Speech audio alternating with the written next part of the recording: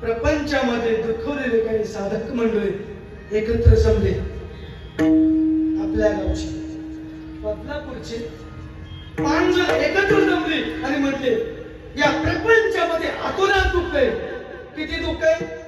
संसार दुःखामुळे चौकडे निवळ विश्रांती नाही कोठे. रात्रंदिवस तळमळ, किती तळमळ, इतकी तळमळ, इतकी तळमळ. हा उत्सव संपूर्णपणे व्यवस्थित पार पडावा म्हणून मी आल्यापासून पाहतोय. प्रत्येक जणाची काय तळमळ आहे, धडपड आहे, धावपळ आहे. आपला उत्सव चांगला व्हावा, व्यवस्थित व्हावा, चांगला पार पडा होणार आहे. पण तरी सुद्धा काय तळमळ आहे. तळमळ वेगळी आणि काळजी वेगळी. काळजी विनाकारण असते, तळमळ ही अंतःकरणात नसते. तळमळ तळमळ कशाची तळमळ? किती दुःख, भरपूर दुःख, आपुना दुःख, लय दुःख. मग काय करायचं? हे मी कुठेतरी असं ऐकलं होतं, जर तुम्हाला सुख हवं असेल, आंतरराष्ट्रीय कीर्तन महोत्सव चालू होता आणि त्या कीर्तनामध्ये महाराजांनी सांगितलं, जर तुम्हाला सुख हवं असेल तर तुम्ही त्या दिशेने जा ज्या दिशेने तुम्हाला सुख प्राप्त होतं. पंढरपूरच्या दिशेने गेलं तर पंढरपूर येणार आहे, विरुद्ध दिशेने दिलं तर पंढरपूर येईल का? पंढरपूर येणार नाही. तेनेची पंथी चालू जाता त्या दिशेने गेलं तर तळमळ, किती तळमळ. हा महाराज, सुख आहे त्या दिशेने. कोणत्या दिशेने? सुख हेची ठाई बहुपाई संतांच्या पायाजवळ काय आहे? सुख आहे. म्हणून बहुतांशी बरेच जण पंढरपूरच्या दिशेने जात असताना संतांबरोबर जातात. सुखला का बरोबर? बरोबर. माऊलींचा सोहळा लगबग असती, मला माऊलींच्या सोहळ्यात जायचंय, माऊलींबरोबर जायचंय. काही एकटं जायचं म्हणतात नाही. आता माऊलींच्या सोहळ्यात गेल्यानंतर दिंडी रात्री माग, हे पटक्या बर गेलाय कुणा बरं? माऊलींबरोबर. पळतोय कुठं? पुढं. बरं, जे पुढं पळतात ना त्याच्यासाठी स्पेशल प्रमाणे पापाचे कळप पुढे सुख प्राप्त होणार नाही. तुम्हाला योग्य मार्ग प्राप्त होणार नाही. जाऊनही वाऱ्यात करूनही कीर्तन ऐकूनही सुख प्राप्त होत नाही, याचा अर्थ तुमचा मार्ग चुकला. तेनेची पण त्या दिशेने जावा, सुख मिळत. त्यांनी कुठेतरी ऐकलं होतं, बहुपायी संतांची, संतांच्या पायाजवळ सुख आहे. मग आपण संतांकडे जायचं. कुठे संत? कुठे संत? त्यांनी असं ऐकलं होतं, पुण्याच्या पलीकडे देहू हे गाव आहे. त्या देहू गावामध्ये संत जगद्गुरु तुकोबा राहतात. त्यांच्याकडे जाऊ आणि आपण त्यांच्याकडून काय करू? सुखाचा मार्ग घेऊ.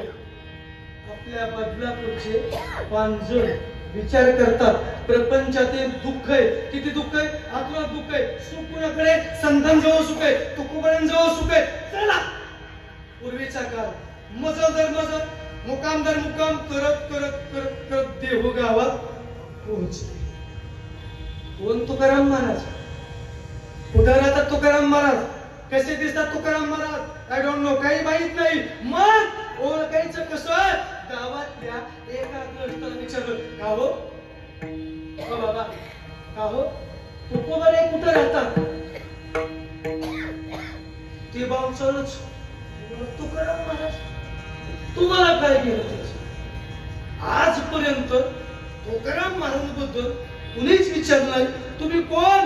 कुठून आलात? महाराज, आम्ही खूप लांबून आलो आहोत, आम्ही मुरबाडून आलो आहोत, आम्ही बदलापूरहून आलो आहोत, आम्हाला सुख हवंय. सुख. मला एक काम करा, चांगली माणसं पत्ता व्यवस्थित दे.